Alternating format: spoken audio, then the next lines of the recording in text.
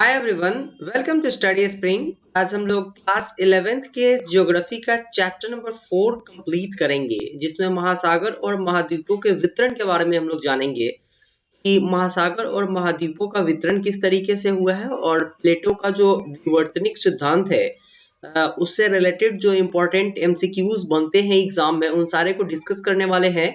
But before to begin, अगर आपको ऐसा लगता है कि चैनल आपके लिए डेडिकेटली वर्क करती है तो चैनल को सब्सक्राइब और शेयर जरूर कीजिए, क्योंकि आज इस चैनल को आपके सपोर्ट की जरूरत है।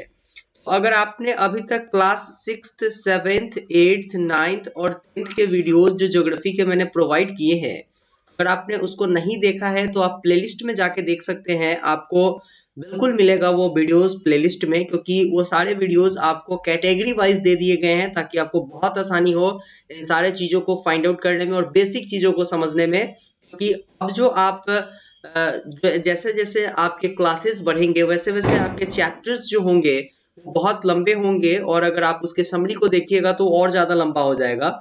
इसलिए बाकी के बातों को के ऊपर ज्यादा नहीं डिस्कशन करेंगे हम लोग, केवल जो मेन फैक्ट्स है जहाँ से एग्जाम में केवल क्वेश्चंस आते हैं हम लोग उसी को डिस्कस करने वाले हैं। आते हैं अपने टॉपिक की तरफ। कुछ बेसिक बातें आपको बताने जरूरी होते हैं, क्योंकि एक चैनल पे अगर आपको ये सारे चीज एक व्यक्ति के द्वारा प्रोवाइड किया जाता है तो वो आपको उसी वे में समझाएगा जो जरूरी होता है, और आप अगर उस चीज को फॉलो करते हैं तो बहुत आसानी होती है आपको किसी चीज को समझने में। आप खुद एक चीज को एनालाइज कर सकते हो कि हम कैसे इन चीजों को अपने दिमाग में अपने लिए माइंड मैप कर सकते हैं। अगर इस चैप्टर के ऊपर आए तो पृथ्वी की 29% भाग जो है वो महाद्वीप और बाकी महासागर फैले हुए हैं, जो पृथ्वी के 29% भाग पे है। अगर पृथ्वी का 100% भाग है तो इसमें से 29% भाग पर महाद्वीप और बाकी सारे पर महासागर फैले हुए हैं। अब अगर हम लोग बात करें महाद्वीप और महासागरों की अवस्थिति के ऊपर, तो हमें ऐसा, अगर आप एनालाइज कीजिएगा तो अभी भी आपको आपके मानचित्र पे अगर आप देखिएगा तो आपको जो बेसिक चीजें होती हैं, जैसे कि आप वर्ल्ड मैप को उठा करके देखते हैं तो आपको महाद्वीप महासागरों के बारे में बता दिया जाता है। वो सारे चीज आप जब पढ़े तो अपने साथ वर्ल्ड मैप और इन सारी चीजों को लेकर के रखिए, आपको बहुत हेल्प करेगा छोटे छोटे पॉइंट को समझने में। जैसे कि अगर अभी आप जो है वो महाद्वीपीय विस्थापन के सिद्धांत को देखिएगा, अगर आप प्लेट विवर्तनिक सिद्धांत को देख रहे हैं तो वहां पे आपको वो चीजें दिखेगी। अगर आप उसको कैटेगराइज करोगे तो वो चीजें दिखेगी, इसीलिए मैप जरूरी होता है आपके ज्योग्राफी के पढ़ाई के लिए। बाकी अगर आए तो हमेशा से ऐसा नहीं रहा हुआ है कि आपके जो पृथ्वी की भागे है उस पे जो है वो महासागर और महाद्वीप थी। ये अलग अलग समय में चेंज होते चली गई, और कल जो इसकी स्थिति थी, आज जो इसकी स्थिति है वो पिछले 100 साल पहले इसकी स्थिति नहीं थी। तो ये चीजें हैं, और इसी को जो है तो हमें डिस्कस करना है कि आखिर क्यों ऐसा हुआ और किस कारण से जो है इसमें चेंजेस आने स्टार्ट हुए। बिल्कुल एमसीक्यूज बेस्ड और प्री मेंस के जो फोकस होते हैं उन सारी चीजों को हम लोग देखते हुए चलेंगे, और जैसे कवर करते हैं वैसे ही करेंगे इसको। फिलहाल अगर आप अटलांटिक महासागर के ऊपर आइएगा तो ये देखिएगा कि इस महासागर के दोनों तरफ आपको तट रेखा दिखाई देगी, और आश्चर्यजनक सममिति आपको उसमें देखने को मिलेगी, मतलब समानता देखने को मिल जाती है। अगर अटलांटिक महासागर के ऊपर आइएगा तो उसके जो तट रेखाएं हैं वो एक तरफ से दोनों तरफ के लिए आपको समानता, वो बहुत ज्यादा उसके अंदर जो है कि आपको सिमिलरिटी देखने को मिल जाएगी। अगर वही चीज अगर आप देखिएगा आपकी दक्षिण व उत्तर अमेरिका तथा यूरोप और अफ्रीका के साथ एक दूसरे को जोड़ने की संभावना जो व्यक्त की जाती है, ये जो है आप इसको तब देख सकते हैं, तब एनालाइज कर सकते हैं जब आपके पास वर्ल्ड मैप हो। आप वर्ल्ड मैप, फिजिकल मैप को उठा करके बिल्कुल उसको देखिए कि किस तरीके से आपको इक्वल इक्वल पोर्शन दिखाई देंगे, चाहे वो आपके दक्षिण व उत्तर अमेरिका का पार्ट हो, यूरोप व अफ्रीका का पार्ट हो, ये चीजें आपको देखने को मिल जाएंगी। इसी के ऊपर विज्ञान के इतिहास के ज्ञात अभिलेखों से पता चलता है कि 1956 में एक डच मानचित्र वेता जो थे अब्राहम आर्टेलियम, ठीक है, ने सर्वप्रथम इस संभावना को व्यक्त किया था कि जो हमारे यहाँ के जो महासागर महाद्वीप है उसके चीज को अगर आप एनालाइज कीजिएगा, उसके एरिया को एनालाइज कीजिएगा, उसके सीमा को एनालाइज कीजिएगा, उसके तटों को एनालाइज कर रहे हैं तो कहीं ना कहीं से एक दूसरे के समानांतर आपको दिखाई देगी। मीन्स की कहीं ना कहीं से वो टूटे हुए भाग है या फिर एक दूसरे के इक्वल होते जा रहे हैं, इस सारे के पीछे का रीजन हम लोग डिस्कस करेंगे आज, वही चीज इंपॉर्टेंट है। तो सबसे पहले जर्मन मौसमविद अल्फ्रेड वेगनर जो थे, इन्होंने महाद्वीपीय विस्थापन सिद्धांत 1912 में दिया था। इसको आप प्री फैक्टर में जोड़ लीजिएगा और मेंस के फैक्ट्स में इसको आप ऐड कर सकते हैं। आगे अगर हम लोग आए तो वेगनर साहब ऐसा मानते थे कि सबसे पहले जो है कि वेगनर साहब ऐसा मानते थे कि महाद्वीप इस भूखंड के सभी जो महाद्वीप है इस भूखंड के भाग थे तथा एक बड़े महासागर से घिरे हुए थे। मतलब जितने भी महाद्वीप है ये सारे पूरे पृथ्वी के भाग थे और केवल एक महासागर से घिरा हुआ था, बाकी कोई महासागरें नहीं थी। और इस बड़े महाद्वीप को पेंजिया का नाम दिया गया हुआ था और पेंजिया का अर्थ होता है संपूर्ण पृथ्वी, है ना। पृथ्वी पेंजिया का अर्थ होता है, इसको प्री में जोड़ लीजिएगा आप लोग। और विशाल महासागर को पैंथासाला बोला जाता था, इसको भी आप प्री में जोड़िएगा और जिसका अर्थ होता था जल ही जल। वेगनर साहब ने जो अपना तर्क दिया उसमें उन्होंने बताया कि 20 करोड़ वर्ष पहले इस बड़े महाद्वीप पेंजिया का विभाजन हो गया। मान लिया कि एक पोर्शन रहा होगा ये पूरा, अगर यहाँ पे एक इस तरीके का पोर्शन रहा होगा, ये पोर्शन जो है वो क्या हुआ कि पार्टों में डिवाइड हो गया कुछ इस तरीके से। अगर इस तरीके से ये पार्टों में डिवाइड हो गया तो लगभग 20 करोड़ वर्ष पहले ये हुआ था और पेंजिया का विभाजन हुआ। और पेंजिया पहले दो बड़े महाद्वीप पिंडों में, जिसको हम लोग लाडेशिया और गोंडवाना बोलते हैं, ये चीज था। तो जब पेंजिया का विभाजन हुआ तो वो कितने भागों में बटा? दो भागों में बटा, जिसको हम लोग लाडेशिया और गोंडवाना लैंड बोलते हैं। ये दोनों इंपॉर्टेंट है, इसको आप प्री में जोड़ लीजिएगा, ये इंपॉर्टेंट फैक्टर्स आ जाएंगे आपके। और अगर आप देखिएगा इसमें तो उसके बाद उत्तर व दक्षिणी भूखंड के रूप में फिर से ये विभाजित हुआ गोंडवाना लैंड, और फिर लाडेशिया व गोंडवाना धीरे धीरे अनेक छोटे छोटे हिस्सों में बढ़ते हुए चला गया। और इन्हीं सारे आज महाद्वीपों के बारे में हम लोग जानने वाले हैं, इसी के ऊपर डिस्कस करेंगे क्या रीजंस हैं और किस तरीके से इनका डेवलपमेंट हुआ, कैसे ये खसकते हुए एक जगह से दूसरे जगह पर गए, इन्हीं चीजों को देखेंगे। सबसे पहले अगर महासागरों के पाट चट्टानों की आयु की समानता को आप देखिएगा तो रेडियो मेट्रिक काल जिसको बोला जाता है, निर्धारण जिसको रेडियोमेट्रिक डेटिंग बोला जाता है, इसे महासागरों के पार महाद्वीपों के चट्टानों के निर्माण के समय को सरलता से जाना जा सकता है। अब आपके पास जो आपके यूपीएससी आजकल जो इस ट्रेंड से क्वेश्चन पूछ रही है उसमें ये ट्रेंड आते हैं कि डायरेक्ट आपसे पूछ लिया जाएगा कि महासागरों के पार महाद्वीपों की चट्टानों के निर्माण के समय को जानने के लिए किसका उपयोग किया जाता है। तो आप डायरेक्ट इसका आंसर दीजिएगा, ये प्री का क्वेश्चन है, आपके फैक्ट्स में आएंगे ये आपके। तो इसको बोला जाता है रेडियोमेट्रिक डेटिंग सिस्टम, ठीक है। यहाँ तक की बात है। अब अगर हम लोग टिलाइट की बात करें, टिलाइट एक अवसादी चट्टान होता है, क्लियर है यहाँ तक की बात। अग्नेय चट्टान नहीं है, ये अवसादी चट्टान है, ठीक है। और जो हिमानी निक्षेप से निर्मित होता है, यहाँ तक की क्वेश्चंस आपके क्लियर हो जाएंगे। अब ये वाला जो पोर्शन होगा आपका, ये आपके प्री में जुट जाएगा कि ये जो टिलाइट चट्टान है, ये टिलाइट जो है वो किस तरीके से बनता है। तो सबसे पहले आपके पास ऑप्शन रहेगा अवसादी चट्टाने, नेक्स्ट ऑप्शन रहेगा कि ये हिमानी निक्षेप से बनता है, आपको फाइंड आउट कर लेना है। और अगर ये आप पढ़ रहे हो तो आप इसको क्लियर करते चलोगे, ये प्री फैक्ट्स में जोड़ लेना। फिर जो इंपॉर्टेंट इसके ऊपर क्वेश्चंस आते हैं वो कुछ ये है कि भारत में पाए जाने वाले गोंडवाना श्रेणी के तल तटों के प्रतिरूप दक्षिण गोलार्ध के 6 विभिन्न स्थल खंड मिलते हैं, तो आपको टिलाइट के रूप में देखने को मिलेंगे, ठीक है। अगर आप देखिएगा प्लेसर निक्षेप के ऊपर, घाना तट पर सोने के बड़े निक्षेपों की उपस्थिति व उद्गम चट्टानों की अनुपस्थिति एक आश्चर्यजनक जो है वो तथ्य है, और ये प्लेसर निक्षेप के कारण हुआ है। यह जो है घाना में मिलने वाले सोने के निक्षेप ब्राजील पठार से उस समय निकले होंगे जब ये दोनों द्वीप जो होंगे वो एक दूसरे से जुड़े होंगे, और ये जो है वो प्लेट विवर्तनिक सिद्धांत को आपको डिनोट करता है। क्योंकि जब सेम चीज, जैसे मान लिया यहाँ पर भी सोना पाया जाता है, जैसे कि बिहार में अगर सोना पाया जाता है, बिहार की अगर बात करें वैसे तो यहाँ पे कहीं सोना पाया नहीं जाता है, और महाराष्ट्र में भी अगर सोना पाया जा रहा है और सेम क्वांटिटी होगा, सेम स्ट्रक्चर पे पाया जा रहा होगा, आप ये बोल सकते हैं स्ट्रक्चरल रूप से जो अगर प्लेट रहा होगा कोई, बिल्कुल इस तरीके से टूटा होगा, बिहार और महाराष्ट्र को जो है वो नीचे से जोड़ता होगा वो प्लेट। सेम चीज आपको यहाँ पर भी जो चीज देखने को मिलेगी सेम वहां पे देखने को मिलेगी, बस मौसम के हिसाब से, जलवायु के हिसाब से और चीजों में परिवर्तन आपको देखने को मिल जाएगा। क्लियर है यहाँ तक की बात है। और अगर हम लोग आएंगे इसके ऊपर जरा सा, तो प्रवाह संबंधी जो बल होते हैं, इसको वेगनर के अनुसार जो है महाद्वीपीय विस्थापन को के दो कारण होते हैं। पहला जो है वो पोलर या ध्रुवीय फ्लिंग जिसको बोला जाता है, और दूसरा जो होता है वो ज्वारीय बल होता है। तो जो आपके ध्रुवीय बल होता है उसके कारण पृथ्वी का आकार कुछ इस तरीके का आपको देखने को मिल जाएगा, इस तरीके से। तो ये जो है कुछ इस तरीके का होता है कि ये भूमध्य रेखा पर उभरी हुई होती है और अपने सतहों पर थोड़ी थोड़ी चपटी सी हुई होती है। ये एक सिस्टम आपका ध्रुवीय फ्लिंग बल बोला जाता है, और ज्वारीय बल के कारण ज्वार भाटा जो पैदा होते हैं वो चीज आपको यहाँ पे देखने को मिल जाएगा। अब जो इम्पोर्टेंट है संवहन धारा सिद्धांत, इसको किसने दिया था?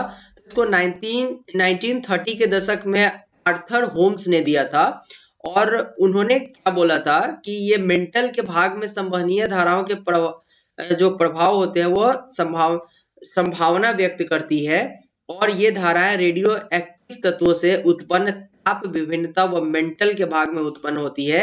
ये क्लियर है। अब यहाँ से क्वेश्चंस कहाँ से सेट किए जाएंगे? क्वेश्चंस ये सेट नहीं होंगे आपके कि संवहनीय धाराओं का सिद्धांत किसने दिया था, ये चीज नहीं आएगा। आएगा कहाँ से कि संवहनीय धाराओं के प्रवाह की संभावना व्यक्त की थी उन्होंने, और ये धाराएं रेडियो एक्टिव तत्वों से, मतलब संवहनीय धाराएं जो होती है वो एक्टिव रेडियो तत्वों से जो है वो आपसे भिन्नता के कारण होती है। और दूसरा ऑप्शन आपके पास होगा कि ये मेंटल वाले भाग में जो है वो क्या होती है कि उत्पन्न होती है। अब आपको यहाँ पे दोनों में से राइट ऑप्शन चुनना होगा। तो अगर आप एनसीईआरटी पढ़ रहे हो तो इन चीजों को आप क्लियर कर पाओगे, ये चीजें क्लियर है। और अगर हम लोग आएंगे महासागरीय अधस्थल या मानचित्रण के रूप में, तो महासागरों की बनावट और आकार का विस्तार शोध यह स्पष्ट करता है कि महासागरों का अधस्थ एक विस्तृत मैदान नहीं वरन उसमें उच्चावच पाया जाता है। अगर मानते हैं आपकी ये कुछ इस तरीके का महासागर है, तो आपको यहाँ पे कुछ इस तरीके का जगह दिखाई देगा, और यहाँ पे आपको मछलियां अच्छी तरीके से दिखाई देगी। ये सारी चीजें होती है, इसमें कहीं कोई शक नहीं है। लेकिन इसको आप क्या मानते हो? इसको आप मलबा तो मानते नहीं हो। ये होते क्या है? ये कहीं ना कहीं से जो है ये इसमें उच्चावच पाया जाता है, और उसी उच्चावच के बारे में हम लोग जानने वाले हैं। तो मध्य महासागरीय कटके जो होती है वो ज्वालामुखी उद्गार के रूप में सबसे सक्रिय पाई जाती है, मध्य महासागरीय कटके। और महासागरों के नितल के निक्षेप जो होते हैं, कुछ चीजें क्लियर है यहाँ पे। यहाँ से आपके कुछ क्वेश्चंस क्लियर होते चले जाएंगे। यहाँ पे जो महासागर के नितल के निक्षेप होते हैं वो महाद्वीपों में पाई जाने वाले चट्टानों की अपेक्षा बहुत नवीन होते हैं। तो महासागरों के नितल वाला पार्ट जो होता है, यहाँ वाला पार्ट जो होता है, वो नितल की चट्टानें महासागरीय द्वीप में पाए जाने वाले चट्टान, अगर यहाँ पे चट्टान होगा उससे बहुत ज्यादा नवीन होगा। ये चीजें क्लियर होगा, और ये डेवलपिंग सिचुएशन में होगा। ये बातें आपको कहने को यहाँ पे देखने को मिलेगी। बाकी अगर हम लोग आए तो गहराई व उच्चावच के प्रकार के आधार पर जो है महासागरीय तल को 3 भागों में बांट दिया गया। पहला महाद्वीपीय सीमा होता है, दूसरा जो होता है वो आपका समुद्री बेसिन होता है, और तीसरा मध्य महासागरीय कटक होता है। अब एक एक करके इसको अगर आप देखिएगा तो कुछ इस तरीके के आपके पास डेटाज आएंगे महासागरीय सीमा के बारे में। तो यहाँ पे आपको ये चीज क्लियर किया गया कि महासागरीय सीमा क्या होती है। तो यहाँ पे इस पिक्चर से आपके क्लियर हो जाएंगे कुछ चीजें। महासागरीय सीमा के ऊपर अगर आएंगे तो ये महाद्वीपीय किनारों और गहरे समुद्र बेसिन के बीच का भाग होता है, ये महासागरीय सीमा कहलाती है। और इसमें महाद्वीपीय मग्न तट, महाद्वीपीय ढाल, महाद्वीपीय उभार और गहरी महासागरीय खाइयां शामिल होती है, ये चीजें होती है।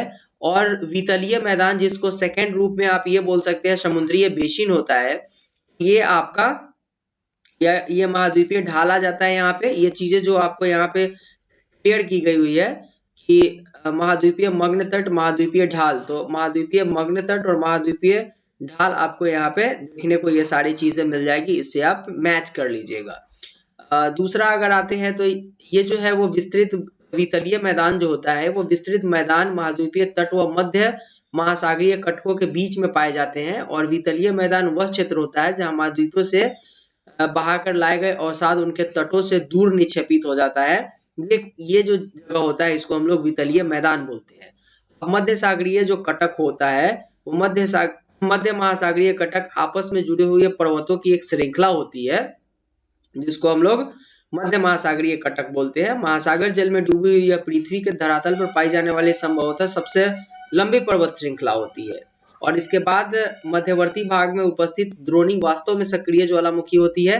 तो आपसे जो क्वेश्चन पूछा जाएगा यहाँ से वो पी में इस तरीके से पूछ लिया जाएगा कि मध्यवर्ती भाग में उपस्थित जो द्रोणी होती है वो किस तरीके की ज्वालामुखी होती है, तो वो एक सक्रिय ज्वालामुखी होती है। क्लियर है यहाँ तक की बातें?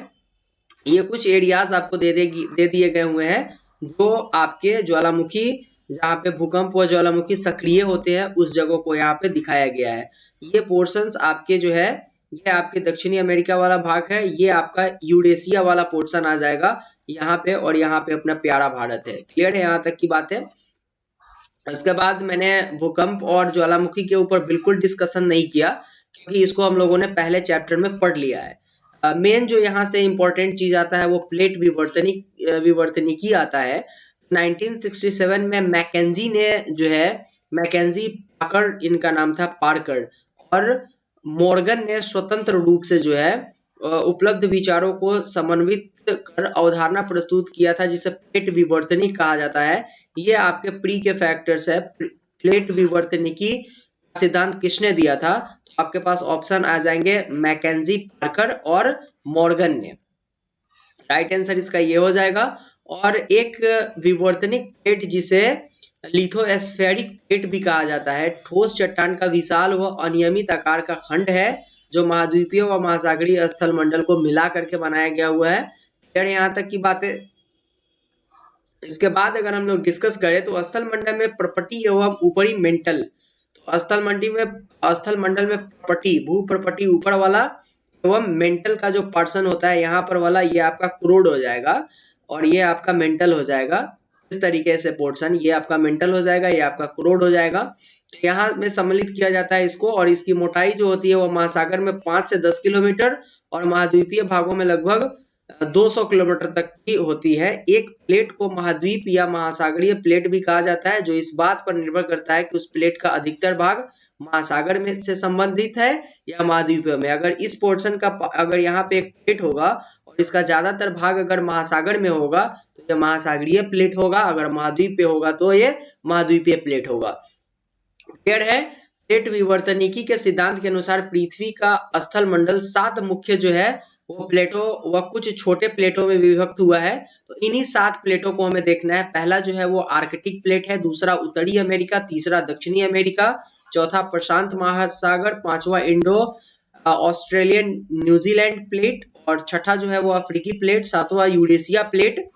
और ये 7 प्लेट जो है इसमें आपको कौन कौन से देश है इसको आपको मेंशन कर दिया गया हुआ है। तो अंटार्कटिका प्लेट जो है इसमें आपके अंटार्कटिक और इसके चारों ओर के घेरते हुए महासागरीय प्लेट शामिल किया गया हुआ है। उत्तरी अमेरिका में जो है वो इसमें पश्चिमी अटलांटिक तट सम्मिलित है तथा दक्षिणी अमेरिका प्लेट व कैरेबियन द्वीप की सीमा इससे निर्धारित होती है। दक्षिणी अमेरिका में जो है वो पश्चिमी अटलांटिक तट समेत उत्तरी अमेरिका व कैरेबियन द्वीप इससे पृथक होते हैं।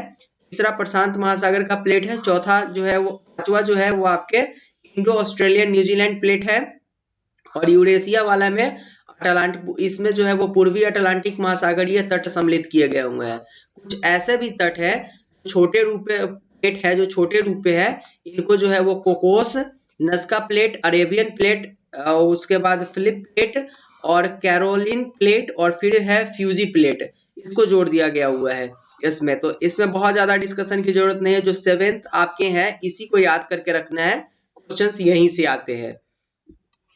इसके बाद के जो इंपॉर्टेंट फैक्टर्स हैं जहां से क्वेश्चन बनेंगे वो है कि वेगनर के अनुसार जो है प्रारंभ में सभी महाद्वीपों से मिलकर बना हुआ एक सुपर महाद्वीप था जिसको सुपर कॉन्टिनेंट या पेंजिया के नाम से जिसको जाना जाता था, और पेंजिया का मतलब होता था पूरा पृथ्वी।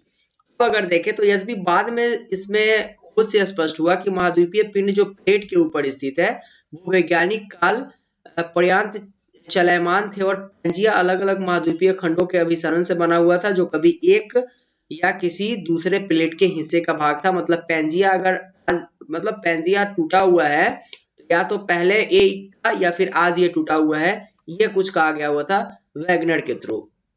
अब सारी परिसीमा की अगर बात करें तो ये सारे परिसीमा आपके प्लेट से संबंधित है।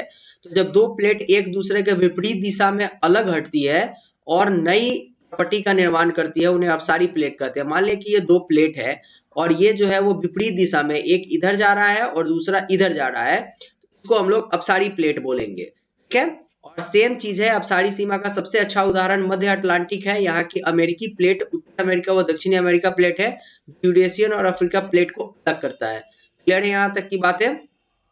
अभिसरण प्लेट की अगर बात करें, यहाँ से डायरेक्ट क्वेश्चंस आते हैं आपके एग्जाम में कि जो है मध्य अटलांटिक कटक जो है किस किस जगह को अलग करता है, तो ये अमेरिकी प्लेट्स तथा यूरेशिया प्लेट और अफ्रीका प्लेट को अलग करता है।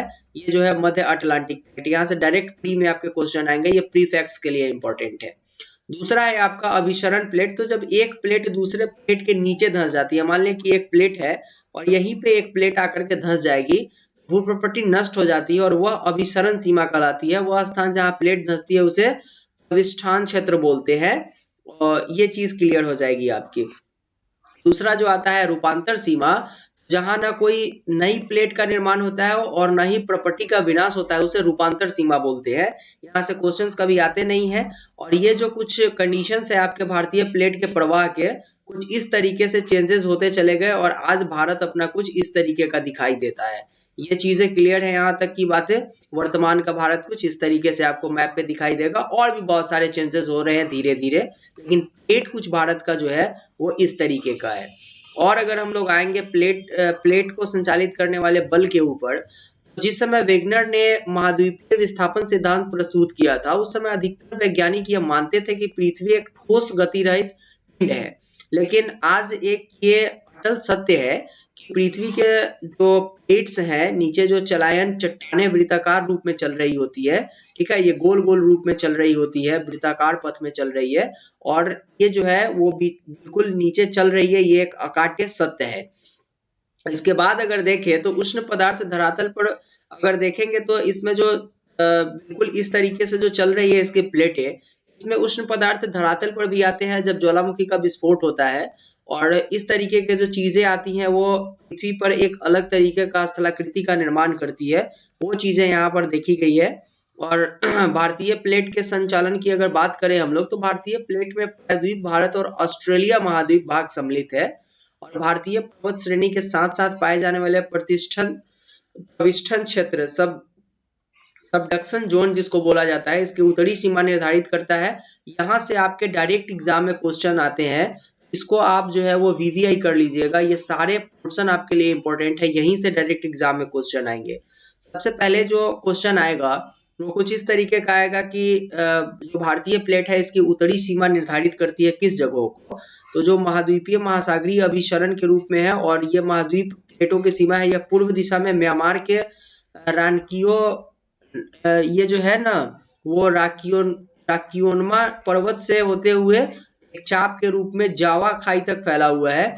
इसका जो है वो पूर्वी सीमा निर्धारित करता है। इसकी पूर्वी सीमा एक विस्तारित है जो ऑस्ट्रेलिया के पूर्व से दक्षिणी पश्चिमी प्रशांत महासागर में महासागरीय कटक के रूप में है। और इसकी पश्चिमी सीमा जो है वो पाकिस्तान की खिरथर श्रेणी की अनुसरण करती है, या आगे मकरान तट के साथ होती हुई दक्षिण पूर्वी जो है वो चागोस द्वीप समूह के साथ जाकर के लाल सागर द्रोणी में मिल जाती है। यहाँ से इंपॉर्टेंट क्वेश्चन है, ये वीवीआई है, इसको आप कर लीजिएगा, यहाँ से डायरेक्ट एग्जाम में क्वेश्चंस आएंगे।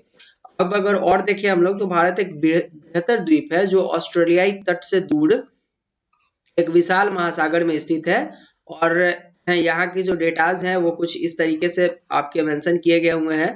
बाकी अगर हम लोग देखें तो जो इम्पोर्टेंट चीज है वो कुछ इस तरीके का दिया गया हुआ है कि पैंजिया 20 करोड़ वर्ष पहले जब पैंजिया विभक्त हुआ था, उस समय भारत ने उत्तर दिशा की ओर खसकना स्टार्ट किया था। भारत कुछ इस तरीके से अपना जो है वो उत्तर की ओर खसकना स्टार्ट किया था।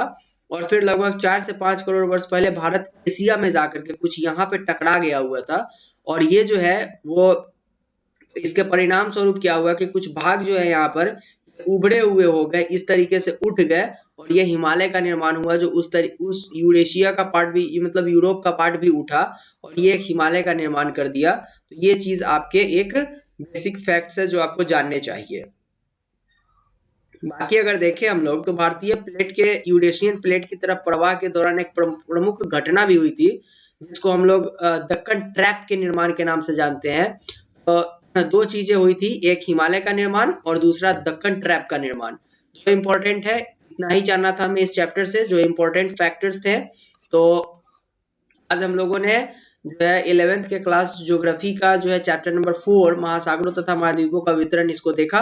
मिलते हैं फिर से हम लोग नेक्स्ट वीडियो में नए टॉपिक के साथ। तब तक के लिए thank you and goodbye. लेकिन अगर आपने चैनल को सब्सक्राइब नहीं किया तो प्लीज चैनल को सब्सक्राइब कीजिए। Thank you.